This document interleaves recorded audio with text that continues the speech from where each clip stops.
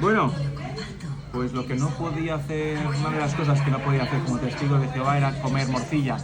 Y no lo he hecho en todos estos años porque, no sé, no era de las cosas que más me apetecía. Yo lo voy a probar por primera vez. Morcilla en el norte de España. Venga, va por todos vosotros, ¿eh?